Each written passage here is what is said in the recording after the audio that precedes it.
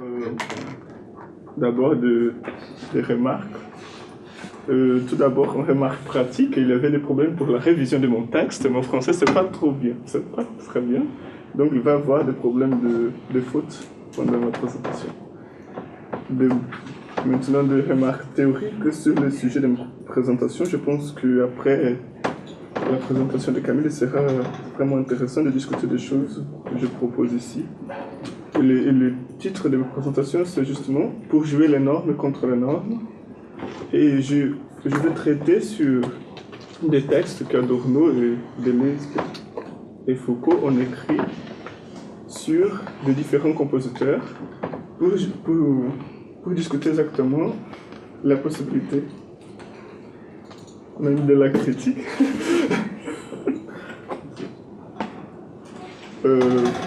et d'une logique de cette type, pour une logique dans laquelle on peut penser les deux contradictoires en même temps. Donc, on va voir qu'il y a deux manières peut-être de penser la critique. La manière comme Stravinsky la pense, la manière comme Boulez la pense.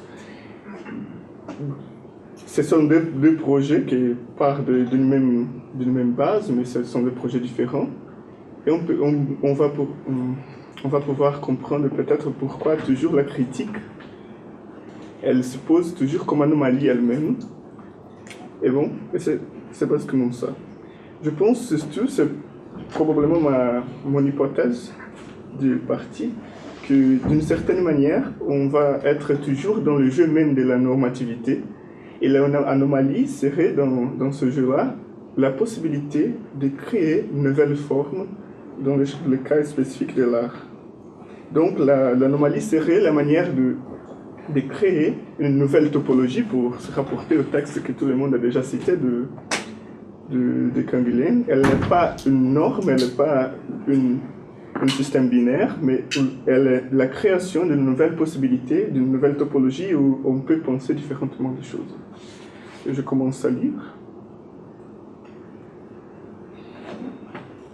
On partira d'une coïncidence philosophique. Deux auteurs qui parlent plus ou moins de la même chose sur des compositeurs différents. Foucault, dans l'essai Pierre Boulez ou l'écran traversé de 1982, et Adorno, dans le texte Stravinsky en portée dialectique de 1972. Les deux artistes donneraient la force de rompre les règles et les normes dans l'acte qui les fait jouer. Notre but sera précisément, dans cet exposé, de comprendre quelle figure de la critique peut être sous-jacente au projet artistique qui suit ces principes. Voilà une étrange manière de critiquer que celle qui s'approche de plus en plus dangereusement de l'objet qu'elle met en jeu. Adorno et Foucault, néanmoins, chacun à sa propre manière, peuvent percevoir la positivité et puissance de ces projets de critique. Il s'agirait, grosso modo, d'insister dans quelques dimensions dialectiques de toute bonne critique, d'un effort immanent de reconstruction dans le sens même du réifié de l'interdit. Peut-être toute critique, et il s'agit ici de discuter cela à partir de ces deux pères penseurs-compositeurs, peut être comprise comme une certaine manière de s'approcher de critiquer en jouant toujours son propre jeu. Dans cette scène, les concepts d'anomalie joueraient un rôle fondamental. Si la critique est le moment dans lequel l'obéissance à la règle est et n'est pas encore en marche, la notion de normativité, à partir de laquelle on pourrait différencier ce qui est en dehors ou en dedans de la norme, elle est rendue moins fertile pour décrire la démarche critique. Celle-ci se manifesterait plutôt comme ce qui est irrégulier, anormal, mais pas exactement comme anormal, puisqu'il est encore dans le jeu dialectique de la norme. Mais allons un petit peu moins vite. Il s'agissait d'abord de comprendre ce qui veut dire norme ou règle dans le régime d'organisation des œuvres artistiques, surtout dans le cas de la musique, pour que ce soit possible de comprendre la notion d'art critique. Chez Adorno et chez Foucault, et c'est cela qui permet une approche entre ces œuvres, la critique opérée pour l'art n'est pas comprise seulement à partir du contenu ou de la thématique des œuvres, mais aussi et principalement de la forme artistique. La norme, donc, se manifeste dans les manières d'organiser le matériel artistique, les différents styles et les genres, mais aussi, plus profondément, dans l'existence même d'un langage organisateur de l'art. Or, chaque art présenterait des genres de composition, sonnets, haïkus, romances, natures mortes, paysages, concerts, quartets, sonates, etc., à partir desquels l'artiste peut organiser les contenus possibles d'une œuvre. Mais, d'un autre côté, les arts manifestent une normativité qui se montre à partir de ses propres exigences, comme le fait de présenter des contenus et de les choisir, une certaine grammaire qui fonde pour l'artiste ce qu'il peut dire, comment il peut le dire, à travers quels moyens il peut le dire, etc. Dans la peinture classique, par exemple, la représentation et la perspective serait ce grammaire. Dans la narration classique, la cohérence tempo-spatiale, la structure de tension et résolution, etc.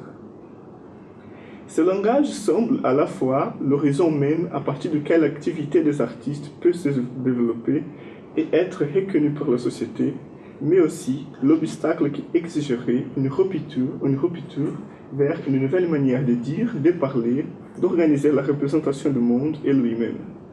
Ce serait présent chez Foucault et chez Adorno, et à partir de maintenant, on va appeler ces rapports toujours intrinsèques entre cette manière d'organiser et ce langage organisateur. Forme artistique. Il faudrait aller plus loin et ajouter aussi que cette forme, pour les deux philosophes, est, ou au moins doit être, une forme critique pour utiliser l'expression de Ralph Forst dans le livre Les Retours au réel. Cette forme se poserait comme une nouvelle manière de se rapporter au monde devant un langage qui essaie de se montrer toujours comme nature, objectivité, donc comme capable d'offrir de vrais rapports avec la réalité.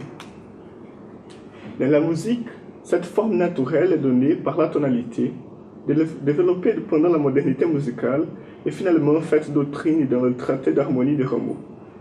Il y aurait dans le système tonal des sonorités plus ou moins rationnelles selon la nature même, et l'étude des propriétés physiques des sons rendrait possible de les connaître en donnant à la musique un langage qui parle selon une vérité d'ordre non subjectif ni moral, en s'éloignant de Rousseau dans le contexte de la querelle des Buffons, mais rigoureusement objectif. Langage qui fixerait les possibilités d'organisation des accords dans les cours de temps et dans les moments, les harmoniques, quels accords peuvent être utilisés pour les compositeurs, avec quelle fréquence, etc. Il sera ce langage, grosso modo, que Stravinsky et Boulez critiquent en utilisant ce principe même pour les critiquer. Voyons maintenant comment cela s'applique à chaque paire de compositeurs philosophes. Et je commence pour Foucault et Boulez. Sur Boulez, Foucault dira, dans cet essai que je dis, mais l'essentiel pour lui était là, penser la pratique au plus près de ses nécessités internes sans se plier, comme si elle était des souveraines exigences à aucune d'elles. Quel est donc le rôle de la pensée dans ce qu'on fait si elle ne doit être ni simple savoir-faire ni pure théorie? Boulez le montrait, donner la force de rompre les règles dans l'acte qui les fait jouer. Fin de citation. Cette force, Foucault va remarquer plus qu'une fois, vient d'une époque qui pense la démarche de la critique comme fondée sur la forme. Mais en effet, il ne s'agit pas exactement d'une époque, car Foucault lui-même, qui l'a vécu, montre combien il est étrange que Boulez insiste pour être un formaliste dans une France intellectuelle dirigée vers les valeurs. Je cite encore Foucault. Ce qui s'est passé du côté de Boulez m'a permis de me sentir étranger dans le monde des pensées où j'avais été formé, auquel j'appartenais toujours et qui pour moi, comme pour beaucoup, avait encore son évidence. On croit volontiers qu'une culture s'attache plus à ses valeurs qu'à ses formes, que celles-ci facilement peuvent être modifiées, abandonnées, reprises, que celles le sens s'enracinent profondément. C'est méconnaître combien les formes, quand elles se défendent ou qu'elles naissent, ont pu provoquer d'étonnement ou susciter des haines. C'est méconnaître qu'on tient plusieurs manières de voir, de dire, de faire et de penser qu'à ce qu'on voit, qu'à ce qu'on pense, dit au fait. Fin de citation. En tant que manière de voir, de dire, de penser, de faire, le formalisme montrerait une histoire de la critique qu'une histoire des valeurs ne pourrait trouver. Histoire intrinsèque, pas seulement à la démarche artistique, mais aussi à la politique, à la pensée même. Je continue avec le texte de Foucault. À l'époque où on nous apprenait des privilèges du sens, du vécu, du charnel, de l'expérience originaire, des contenus subjectifs et des significations sociales, rencontrer Boulez et la musique, c'était voir le XXe siècle sur un angle qui n'était pas familier, celui d'une longue bataille autour du formel. C'était reconnaître comment en Russie, en Allemagne, en Europe centrale, à travers la musique, la peinture, l'architecture, ou la philosophie, la linguistique et la mythologie, le travail de formel avait défié les vieux problèmes et bouleversé les manières de penser. Il y aurait à faire toute une histoire du formel au XXe siècle, essayer d'en prendre la mesure comme puissance de transformation, les dégager comme force d'innovation et lieu de pensée, au-delà des images de formalisme derrière lesquelles on a voulu le dérober. Et raconter aussi ses difficiles rapports avec la politique. Fin de citation. Certes, le temps nous manque pour développer cette histoire ici, cette histoire du formalisme. Mais on doit au moins remarquer rapidement comment Boulez participe d'elle.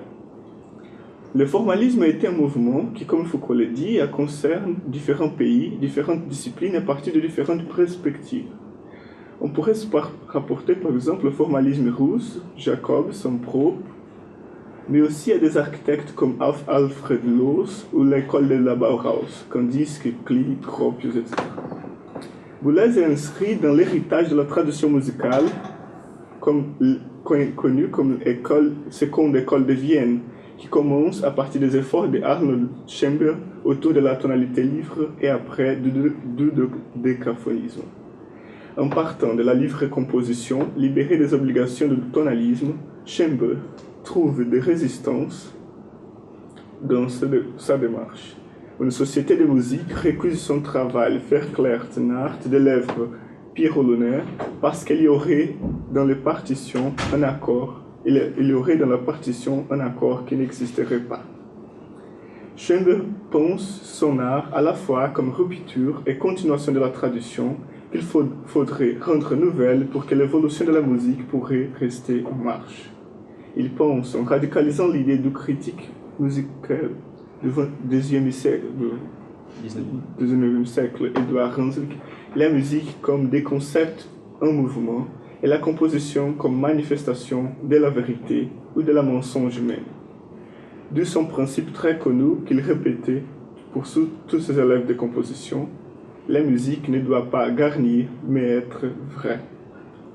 Son dodécaphonisme, considéré le deuxième moment de son œuvre, développe une manière d'organiser le matériel musical à partir des paramètres mathématiques. On choisit une série de 12 sons, et à partir des combinaisons possibles entre eux, on compose une musique. C'est le principe du dodécaphonisme de Schoenberg. Donc on peut prendre 12 notes, et à partir de toutes les combinaisons possibles de ces 12 notes, on peut faire des compositions. Ce principe donnerait le principe organisateur en tous les moments de l'œuvre qui doit être toujours écouté à partir de la recherche d'un schéma caché. Vladimir Safatl, dans son texte L'épuisement de la forme critique comme valeur esthétique, voit dans cette nécessité d'écouter quelque chose toujours caché, la série, créée pour les compositeurs, une manifestation de projet proprement critique de développement dans l'art. Quand on n'écoute pas l'œuvre à partir d'une grammaire de sentiments qu'elle devrait nous provoquer, on est obligé à chercher la manière du matériel artistique s'organiser pour lui-même.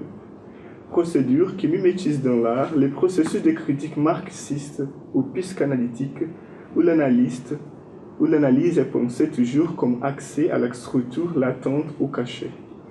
La forme, à partir de cela, serait une manière de refonder la sensibilité humaine.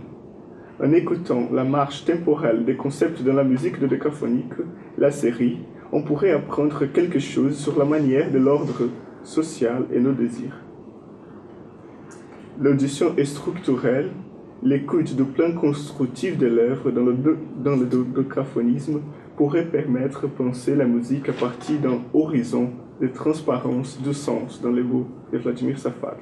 Donc, transparence du social, critique de ce qu'on peut maintenant avoir avec clarté l'oppression. Boulez veut radicaliser les projets de Schoenberg. Celui-là dit l'ère des rameaux et ses principes absolus est définitivement aboli. Maintenant, la nature doit disparaître et donner place à un sérialisme intégral. Schoenberg a continué dans le champ d'un romantisme et classicisme déformé pour Boulez. L'organisation sériale de séquences dans l'œuvre de celui-ci, utilisée seulement pour l'ordre de notes, pour Boulez, doit être constitutive de toutes les manifestations du matériel. L'intensité des sons, ses durations, la séquence même des notes, la fréquence des attaques, etc. Donc le principe de Schoenberg, selon lequel toutes les musiques, l'ordre des sons doivent suivre ce schéma de décaphonique, maintenant pour Boulez doit être radicalisé pour tous les moments de l'œuvre. L'œuvre doit être totalement organisée. Le dodécaphonisme, donc, est la forme constitutive qui doit contrôler même les manifestations de hasard ou de la choix dans l'œuvre. Boulez réalise des compositions dans lesquelles le musicien peut choisir l'ordre des équations des différentes parties de l'œuvre, mais toujours à partir d'une codification prescrite. Si tu joues X, après tu dois nécessairement jouer Y. Mais tu peux choisir jouer A, et dans ce cas, tu dois jouer cela, etc. Donc, c'est de toute façon une revendication de Boulez devant la musique la musique complètement désorganisée de John Cage. Et je cite un historien de la musique pour expliquer ça. En effet, en réaction aux techniques de composition aléatoires chez John Cage, auxquelles il reproche, dans ses relèves d'apprenti, c'est Boulez, l'usage peu contraignant d'un hasard pour inadvertance, Boulez introduit une part d'hasard nettement plus contrôlée dans les œuvres de 1957, en laissant à l'interprète le choix d'interpréter ou non certains fragments ou d'échanger leur ordonnance influencée, et cela par la typographie particulière du poème Un coup de deux jamais n'abolira le hasard et du livre de Stéphane Mallarmé. Fin de citation. Or, qu'est-ce que veut dire alors donner la force de rompre les règles et les normes dans l'acte qui le fait jouer dans le cas du projet critique de Boulez?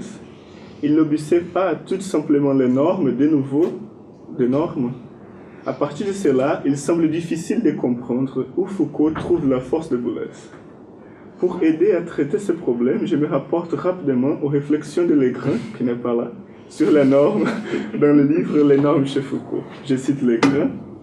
Il n'existe pas, dans les différentes pratiques sociales et relations de pouvoir auxquelles on applique ces concepts, de signifiés communs réels qui leur correspondent. Existe par contre, circulant d'un bout à l'autre du champ social, les signifiants communs normes, normalité, anormalité, etc., par rapport auxquels les individus sont en permanence qualifiés et situés. Les seuls signifiés communs correspondant à ces signifiants communs, c'est la pure forme de l'écart par rapport à une norme en général, une différence pure.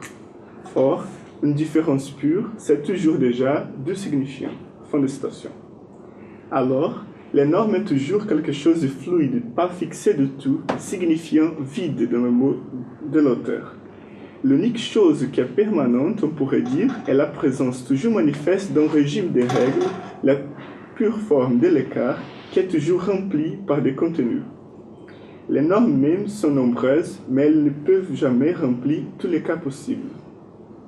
Si on comprend, comme Bullmann dit en parlant de Legrand, que la norme générale n'est qu'une forme en signifiant vide, en fait, elle n'est qu'à être investie, on peut comprendre d'une manière précise le projet critique de Boulez.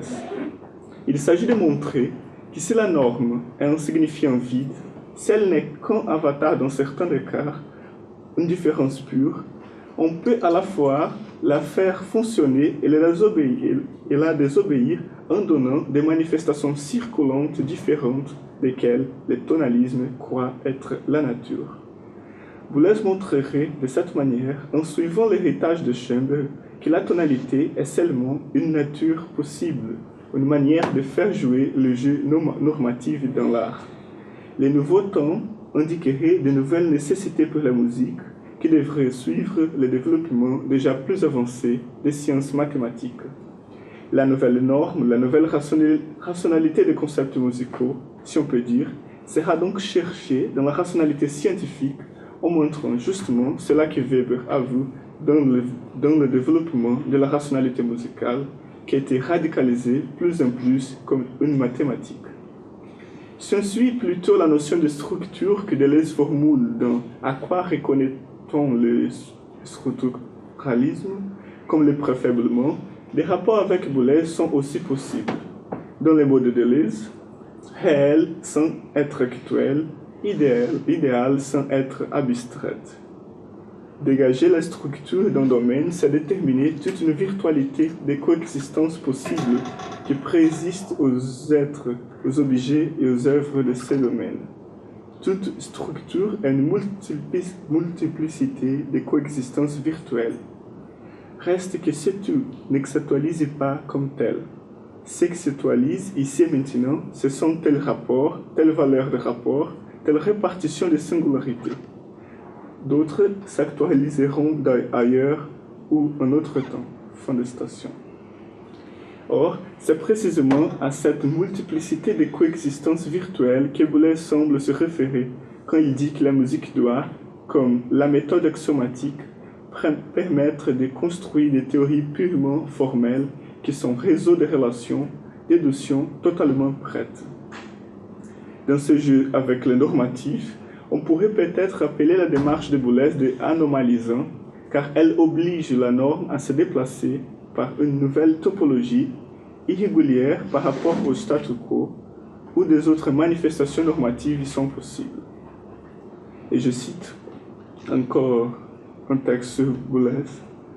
Ainsi, dans l'article au titre Assassin, Schoenberg is Dead, publié dans la revue anglaise Discord, Boulez porte un regard lucide mais très critique sur les prêts de la musique à 12 sons, pourtant décédé depuis peu, lui reprochant de substance d'avoir un langage certes novateur, mais dont le ressort antérieur n'ont pas su suffisamment, selon lui, se libérer des amarres de la rhétorique classique, entraînant de ce fait des tensions contradictoires dans les éléments du discours musical. Puis, dans un autre article titré « Éventuellement », paru dans la revue musicale, il déclare haut et fort que tout musicien qui n'a pas ressenti, nous ne disons pas compris, mais bien ressenti, la nécessité du langage dodécaphonique est inutile, car toute son œuvre se déplace en deçà des nécessités de son époque. Le jeu de Boulez serait ainsi comme montrer comment on peut désobéir les normes, les manifestations singulières de normatifs, en obéissant la norme même, ces différences purement formelles. Donc c'est une manière de penser la critique comme approche de critiquer. Et maintenant je vais présenter les cas d'Adorno et Stravinsky. Chez Adorno, les problèmes de la critique se montrent à partir d'un point de vue dialectique. Il pense toujours le salut à partir de la manifestation même de la souffrance et du réifier dans le champ artistique. On connaît par exemple le débat entre Adorno et Lukács sur l'art moderne. Tandis que celui-ci, Lukács, pense le retour aux formes artistiques antérieures au capitalisme avancé. Par exemple, dans un réalisme, les personnages peuvent encore agir sur le monde, non pas seulement le regarder. Adorno accuse cette tentative de trouver le chemin de retour pour chez nous, dans le passé, de illusoire. Seulement à partir de la représentation de la souffrance, de la subjectivité ruinée, du monde réifié, l'art pouvait convaincre les hommes, ou au moins leur montrer quelque chose, sur la nécessité du changement. Or, c'est à partir de cela qu'on peut comprendre les critiques et les éloges d'Adorno au projet de Stravinsky. Le chemin qui suit les compositeurs russes n'est pas le chemin de l'immanence de la musique, comme était le choix de Schoenberg et son école, par exemple, de Boulez. Stravinsky ne veut pas, comme Boulez, critiquer les normes en changeant ses codes. Il n'étudie pas l'histoire de la musique pour montrer la nécessité d'expliciter l'obligation artistique de changer toujours les règles à cause de la passage du temps, de l'histoire même. Stravinsky est parodiste de la norme. C'est cela qu'Adorno veut montrer dans les des essais qu'il écrit sur le compositeur. Stravinsky, un portrait dialectique, et Stravinsky ou la Restauration, le deuxième essai de la philosophie de la nouvelle musique. Dans ce livre ici, La philosophie de la nouvelle musique, Adorno défend que tout le développement de la musique critique ou responsable dans le XXe siècle a suivi de grands chemins. Le premier possible est l'immanence représentée pour le projet de Schoenberg. Il s'agissait de la recherche pour les formes artistiques dans un monde où il n'y a pas de référence fixe pour qu'on puisse se baser sur la tradition. Le concept de perte de la Verbindlichkeit des styles, que peut-être on peut traduire pour penser comme liaison, présent déjà dans les critiques musicales qu'Adorno écrit dans sa jeunesse, vient pour expliquer l'impossibilité de l'art chercher ses principes dans la société et dans la tradition responsable pour la Première Guerre.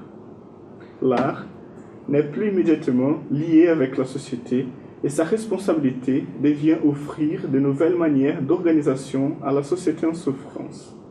Pour cela, l'art doit se tourner vers sa propre immanence pour l'histoire de ses propres matériels pour percevoir les événements qui exigeraient des transformations. C'est la crise de la représentation et de la perspective dans la peinture, de la narrative classique dans la littérature, du tonalisme dans la musique. Quand la société pouvait donner quand la société pouvait donner des sens aux œuvres, on pourrait utiliser les styles et les normes traditionnelles pour les évaluer. Maintenant, la responsabilité de l'œuvre doit être cherchée dans sa propre constitution interne, dans sa propre cohérence, dans les mots d'Adorno, dans la Stimmigkeit de chaque œuvre de l'art. L'art est pensé donc comme autonome pour qu'il puisse être encore critique. Dans un deuxième moment, elle pourrait être verbindlich de nouveau, mais maintenant, parce qu'elle peut offrir à la société des protocoles de changement, à la humanité de nouvelles manières de sentir et d'organiser le monde à travers de la pensée. Stravinsky suit un chemin différent parce qu'il joue toujours avec tout cela qui est réifié en s'approchant de l'objet de sa propre critique. Il veut toujours représenter d'une manière parodique les normes, en essayant de montrer que la normativité peut être toujours considérée comme risible ou ridicule. Cela serait visible surtout dans les œuvres de période néo-objectiviste de Stravinsky. Il s'approche toujours des formes du passé pour les utiliser comme matériel compositif, les suites de ballets, les genres baroques, etc.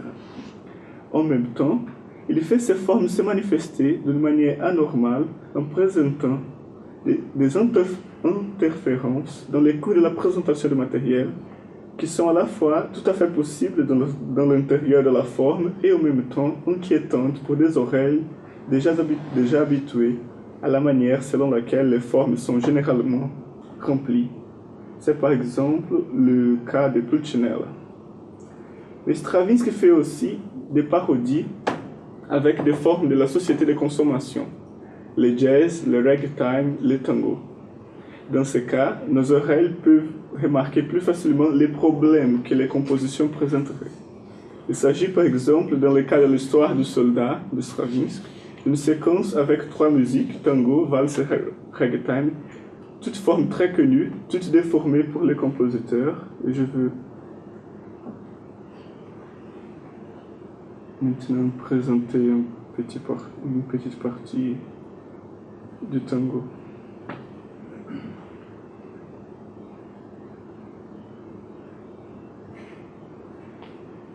On entend bien la musique. Du roman tout bien.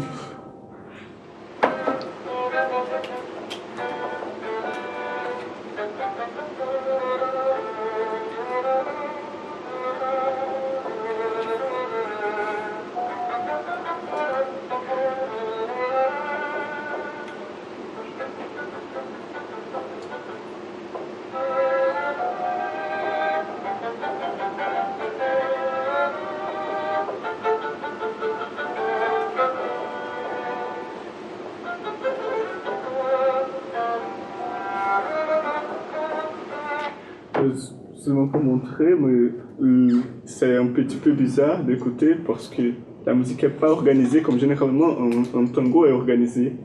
Et c'est tout à fait une expérience intéressante d'écouter toute la musique, tous les tangos, et après d'essayer de chanter les tangos parce qu'on peut noter que nos oreilles qui sont habituées à la musique tonale peuvent organiser toute la musique selon le paragon tonal. Donc, qu'est-ce que Stravinsky fait là? Il transforme la répétition, c'est une caractéristique de la musique de danse, en radicalisant la répétition, en transformant la radicalisation jusqu'à l'inquiétude. Je continue.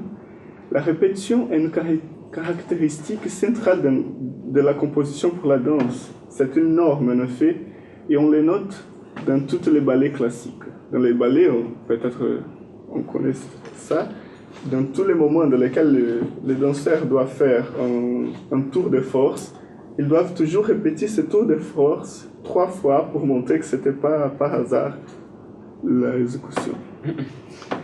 Pourquoi pas donc, si c'est une règle de la musique répétée, pourquoi pas donc répéter un petit peu plus?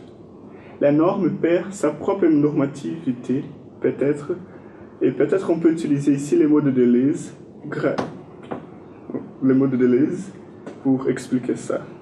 La norme, elle perd cette normativité grâce à un approfondir de ses conséquences. C'est une expression qu'il utilise dans la présentation de Sarah Mazor. Adorno voit dans ses projets critiques une démarche vraiment dialectique, aller vers les critiquer pour rompre avec lui. Or, mais la dialectique nous peut montrer aussi les dangers du projet de Stravinsky. En s'approchant assez d'oreillifier, la critique peut devenir son absolument autre, la non-critique. Adorno dirait dans une note de la philosophie de la nouvelle musique que Stravinsky présente devant les autres néo-objectivistes un avantage. Il ne va pas au passé pour les récupérer sans réflexion, mais il les transforme et les critique à travers la parodie. Néanmoins, les œuvres s'approchent beaucoup de tout cela que la critique doit être toujours en considération. L'imposition de la société sur l'individu, celui-ci sans force et sans choix, que Stravinsky représente dans ses œuvres généralement. La Vierge du Sacre, les clowns de Petrouchka, les soldats de l'histoire, etc. La musique de Stravinsky représentait tout simplement ses souffrances, sans lui être solidaire, sans essayer de les diminuer, comme Flaubert dans Madame Bovary. Dans les mots d'Adorno, c'est ça, disent les œuvres de Stravinsky, mais sans ajouter rien. Les rires et les visages sans émotion devant ce qui s'offre, c'est le comportement de la critique de Stravinsky. Il faudrait alors regarder d'une manière dialectique aussi la dialectique. Les dangers, c'est le retour à tout cela qu'on évite. Les compositeurs russes ont entrepris un projet dangereux qu'on a transformé l'objectivation de toute la peur comme norme dominante dans les mots d'Adorno. Et pour finir, ma conclusion, la difficulté centrale sera toujours de comprendre comment et à partir de quelle position peut se développer une critique qui obéit à la norme en train de la critiquer. Il sera la question de Walter Benjamin dans Sens unique. L'ère de la critique serait déjà finie, car les critiques présupposeraient une correcte distance par rapport aux critiqués, aujourd'hui impossible. Cela serait le problème des projets artistiques de ces deux compositeurs, critiquer une certaine manière de comprendre le langage musical et, dans le même mouvement, parler encore sa langage, ne serait pas une critique proprement dite. La critique d'Adorno et Stravinsky suivent exactement un chemin pareil au de Benjamin. Stravinsky aurait s'approché beaucoup de la tonalité terrifiée en supprimant la correcte distance par rapport à elle. L'attention fondamentale de la critique serait néanmoins de penser comment peut-on savoir quelle est cette distance et plus radicalement, si aujourd'hui on peut encore la délimiter. Il serait, si on perçoit l'influence centrale de la démarche stravinskienne dans l'histoire de l'art moderne et postmoderne, une manière de se demander sur qu'est-ce que c'est la critique en période dans laquelle l'art s'approche beaucoup de la société de consommation. John Adams, le compositeur qui probablement a radicalisé plus profondément l'effort de Stravinsky, a déjà dit sur ses propres processus compositionnels, je cite, « Ma musique est comme une grande corbeille, je ne récuse rien. » L'histoire de l'art, si on regarde les travaux des artistes comme Kunz, Warhol et les propres Adams, montrerait justement que la parodie deviendrait une forme que nombreuses fois on pourrait considérer pas critique. Le chemin de Boulez semble porter aussi des problèmes. Suivre la rationalité scientifique pour donner un système à l'art cause des effets collatéraux. La musique, quand devient pure technique, perd son caractère expressif. Mais il faudrait aussi considérer qu'une musique complètement organisée pour les oreilles, comme Ligeti nous rappelle, sonne comme une musique complètement désorganisée, parce que l'organisation excessive du matériel peut diminuer la sensibilité à des intervalles musicaux. Donc, on peut écouter une musique complètement organisée de chambres, de Verben ou de Boulez, et après une musique complètement désorganisée, indéterminée de Cage, et pour les oreilles, c'est la même chose. Autre point doit être mis en scène encore. Cette organisation ne serait au fond une hypostase, encore une fois, de la norme tout à fait plus puissante puisque contrôleuse de la possibilité de hasard même. Le propre Boulez changerait son projet en retournant d'une manière stravinskienne au tonalisme comme donateur de sens. Finalement, il semble que les deux projets artistiques de Boulez et de Stravinsky donnent des possibilités de critiquer la norme en leur retirant la force qu'on utilise contre elle-même. Le problème est le suivant. Il semble que les dangers de ce jeu nous rendent toujours. L'anomalie semble être difficilement une possibilité. Quand une nouvelle topologie semble s'établir, elle devient presque immédiatement une norme, curieusement, une norme très pareille à laquelle qui était le point de départ de la critique. Je pense qu'il faudrait un travail pour comprendre les différents matérialismes qui sont en jeu, soit dans la lecture de Foucault, soit dans la lecture d'Adorno. Avec cela, on pourrait peut-être comprendre mieux la possibilité de la critique dans des temps de hypostase de la raison cynique, parodique, et plus dans les mots de Safatle de esthétisation de la raison cynique. Il semble un héritage encore à discuter si un genre de critique comme celui-là peut être possible. Peter Burger, dans son livre Théorie de l'avant-garde, se moque des efforts dialectiques d'Adorno. L'espérance naïve du philosophe allemand, ces théorèmes se développerait pour force de la pensée dialectique qui peut percevoir dans le négatif la positivité. La critique de l'art moderne comme approche, selon le connu mot de la théorie esthétique, de mimèse et d'aliéné de pétrifié, pourrait être atteinte pour Warhol. Mais la reproduction des 100 boîtes de conserve Campbell est seulement résistance contre la société de consommation pour qui veut voir dans elle cette résistance. Il me semble que pouvoir répondre à l'ironie des Burger est l'héritage qui pèse sur tous ceux qui pensent récupérer l'héritage matérialiste dialectique pour essayer de salvaguarder la possibilité même de la critique.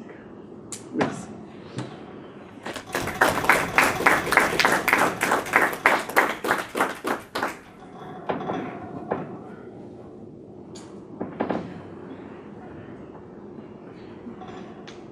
Des questions?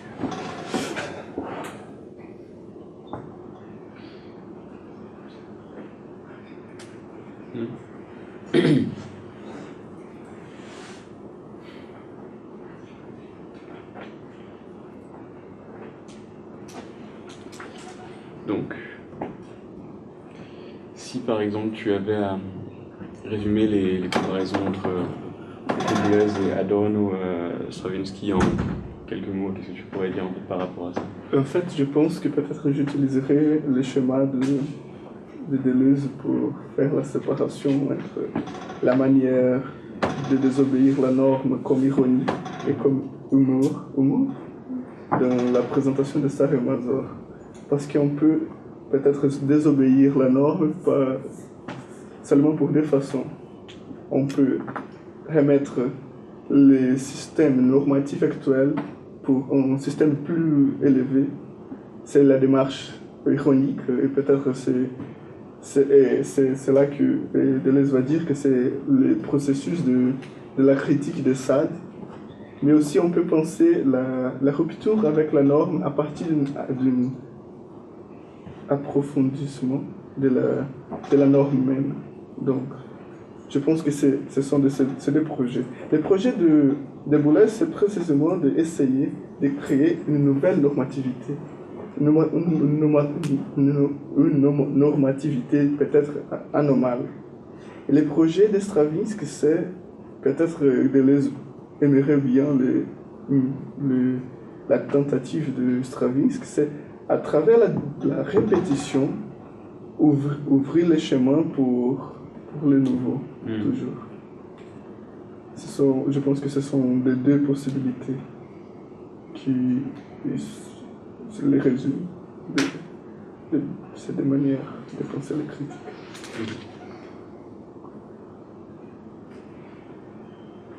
Et donc, finalement, si je comprends un petit peu ce que tu veux dire par rapport à Stravinsky, par exemple, est-ce qu'il y a une façon de faire du qualitatif avec du quantitatif, dans le sens où la répétition devient à un moment, produit un effet autre que sa simple écoute de la partie répétée? Et même la simple écoute de la 17e partie répétée produit un autre effet que celui de la 16e, etc. Oui. Peut-être c'est différent dans les différentes œuvres de Stravinsky. Mais par exemple, Adorno, il pense toujours l'autonomie de la musique et quand on commence à faire des compositions pour la danse, c'est déjà une perte de l'autonomie de la musique. Et pour Adorno, un point de critique fondamental, c'est montrer que la musique de Stravinsky aime bien la répétition à cause de la danse. Mais Stravinsky, en fait, il radicalise la répétition d'un côté pour causer de l'inquiétation. Mais aussi, et Adorno va analyser cela, et c'est Stravinsky aime beaucoup faire des répétitions, des chocs dans l'œuvre. Peut-être que c'est très important pour comprendre principalement les sacres de printemps. Et ces chocs, ces répétitions, c'est toujours comme des choses comme ça.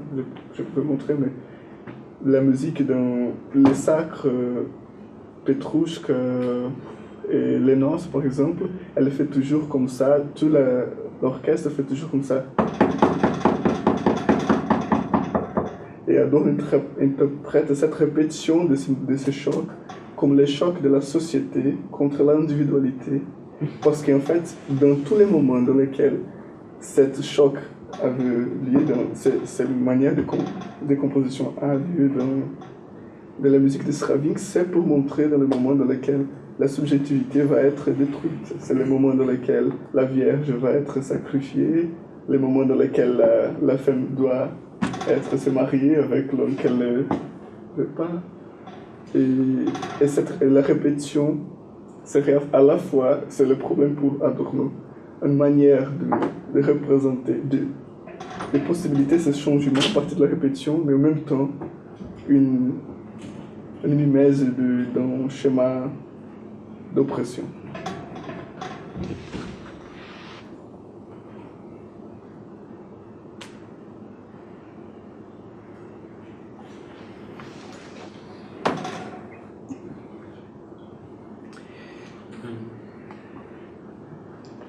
Essaye de parler plus fort.